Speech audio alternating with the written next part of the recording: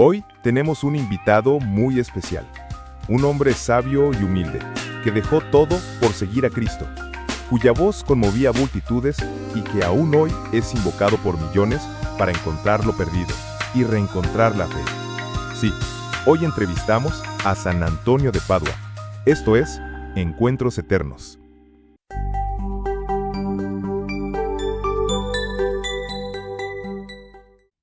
El amor de Dios te encuentre y te sostenga. Me llamo Antonio de Padua.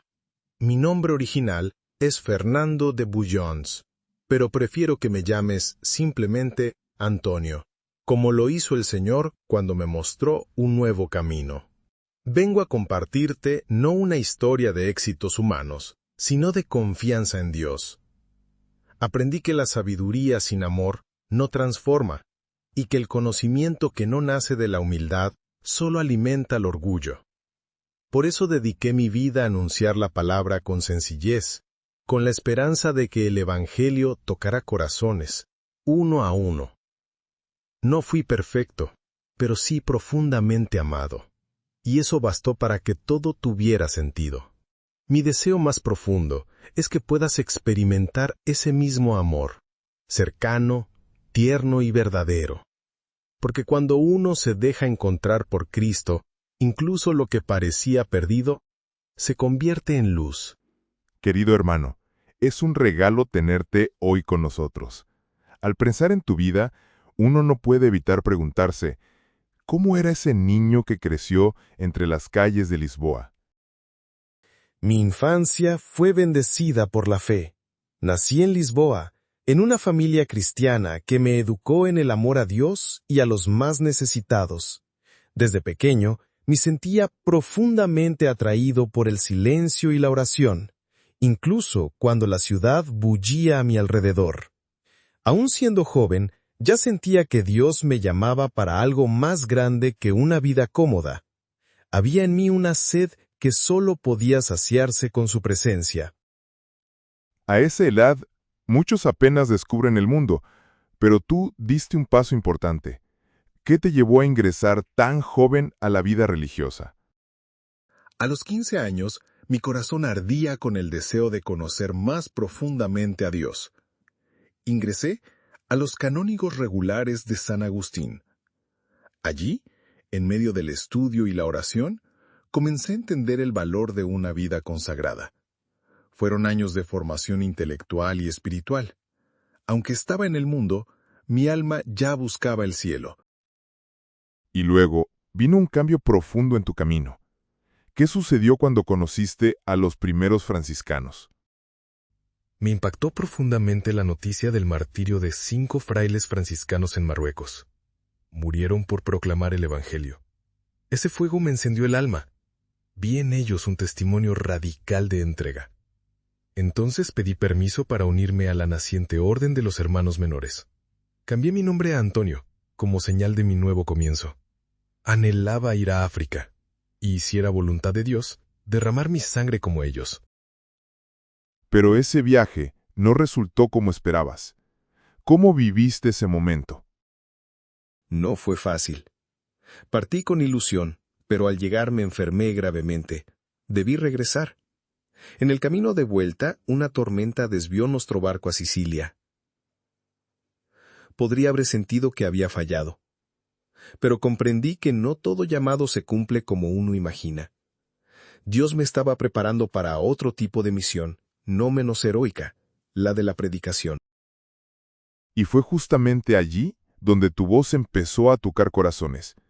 ¿Recuerdas ese primer momento en que te pidieron predicar? Sí, fue en Forlí, en un encuentro entre franciscanos y dominicos.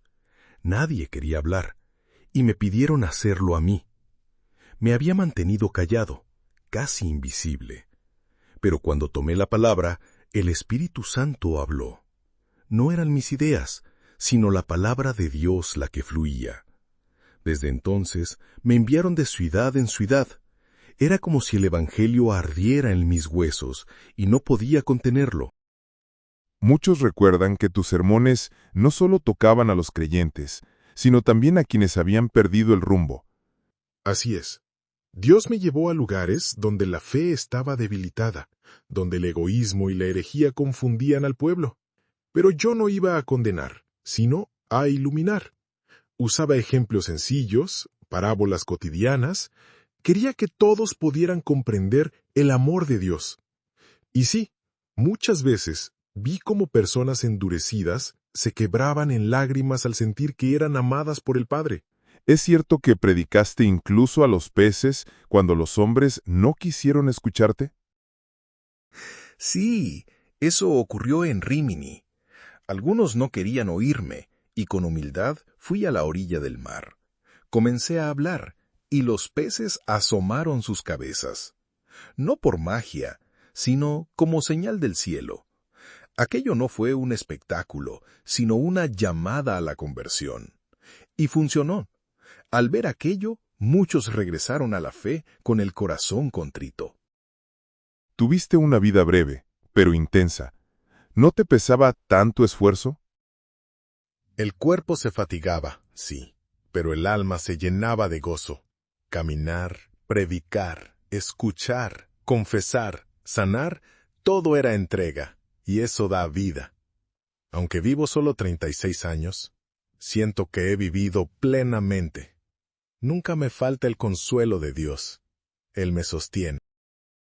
¿Qué valor tenía la pobreza en tu vida? La pobreza no era solo ausencia de bienes, sino libertad del corazón. Cuando uno no se aferra a nada, lo tiene todo en Dios. Aprendí de Francisco de Asís que la verdadera riqueza está en amar sin límites. Yo mismo repartía lo poco que tenía y confiaba. Y nunca faltó nada. Fuiste también un gran maestro de teología. ¿Cómo fue esa faceta tuya? Antes de continuar, solo quiero hacer una pequeña pausa para agradecerte por acompañarnos.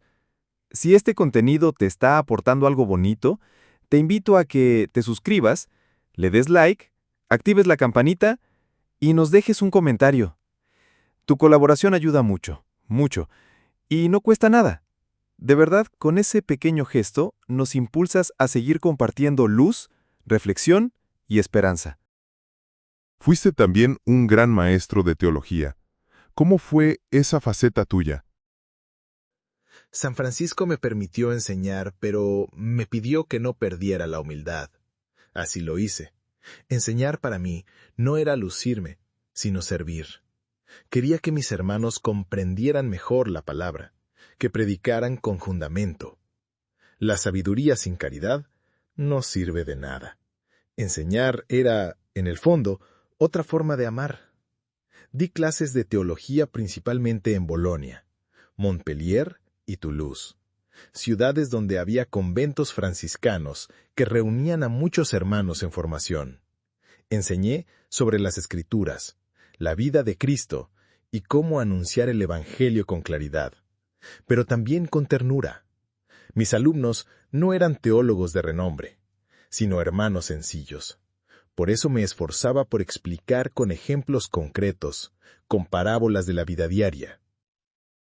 Antonio, cuando uno contempla tu imagen, suele verte con el niño Jesús en brazos y un libro en la mano. Detrás de ese gesto tan tierno, debe haber una historia profunda. ¿Hubo algún momento en tu vida en el que sentiste a Jesús tan cercano como para que esa imagen perdure hasta hoy? Sí, hubo muchos momentos de intimidad con el Señor, pero uno en particular quedó grabado en mi alma. Fue una noche de oración en soledad en una casa donde me hospedaban. El silencio era profundo, y mi corazón descansaba en la presencia de Dios. De pronto, una luz suave llenó la habitación, y allí estaba Él, el niño Jesús, en mis brazos, con una ternura indescriptible. No fue una visión para mis ojos, sino para el alma. Sentí su amor como un fuego que no quemaba, sino que sanaba, envolvía, consolaba. Desde entonces, esa imagen me acompaña, no como un recuerdo místico, sino como una verdad constante. Jesús, siendo Dios, se hace pequeño, cercano, abrazable. Por eso los hermanos comenzaron a representarme con Él en brazos, y el libro, ese símbolo que suele acompañarme también, representa el Evangelio, la palabra que estudié, que prediqué y que intenté vivir con todo mi ser. No se trata de sabiduría humana, sino del tesoro divino que quise compartir con todos. El niño y el libro, amor y verdad. Así quiero que me recuerden, como un servidor de ambos. Antonio, muchos de tus seguidores y devotos te buscan cuando pierden algo. ¿Por qué? Es hermoso. ¿Sabes? Mi corazón sigue latiendo por aquellos que buscan. El alma humana no solo pierde cosas materiales, a veces pierde la alegría, la fe, el sentido. Y si en algo puedo ayudar, si puedo ser un puente para que alguien vuelva a Dios, entonces mi vida ha valido la pena. A veces me piden encontrar las llaves o un documento, pero también piden encontrar esperanza. Y es así como terminan reencontrándola en la presencia de Dios. Eso es lo que más consuela en estos días, saber que incluso ahora, en silencio, puedo seguir acompañando a los que andan perdidos. El amor de Dios no se cansa de buscar, y yo tampoco. Hermano Antonio, muchos te buscan con fe, te confían sus preocupaciones, sus búsquedas, incluso sus objetos perdidos. Pero, más allá de las peticiones, ¿hay alguna oración que tú mismo nos regalarías hoy? ¿Una que brote de tu corazón y que nos acerque al amor de Dios? Sí, con gusto la comparto. Es una oración sencilla, pero llena de confianza. Así oraba mi alma muchas veces. Oh Dios misericordioso, haz que busque solo tu voluntad, que ame lo que tú amas y rechace todo lo que me aleje de ti. Concédeme un corazón puro, una palabra encendida y una vida humilde que te glorifique. Y cuando me sienta perdido, recuérdame que en ti todo se encuentra. Hoy tantos sienten que el mundo ha perdido el sentido. ¿Qué les dirías? Les diría que miren al crucificado y escuchen su silencio. Allí está la respuesta. No teman volver a Dios, aunque sientan que están rotos. Él ama con ternura. El Evangelio no es teoría, es vida. Y yo mismo lo experimenté. Dios nunca abandona, siempre espera. Hermano Antonio, mientras conversamos, sé que tus fuerzas ya no son las mismas. ¿Cómo estás viviendo estos últimos días?